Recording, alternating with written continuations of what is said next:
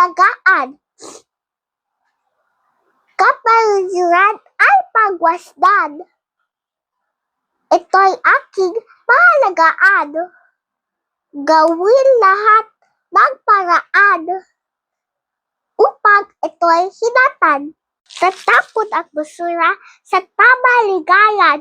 Reduce, reuse, recycle ang kailangan upang ang basura ay malimitahan. At tanim ng punong halaman, huwag kulbuhin ang kalibatan upang ang baha ay hindi mariyasan. Susunog ang basura ay iwasan upang ang ozone layer hindi tamaan.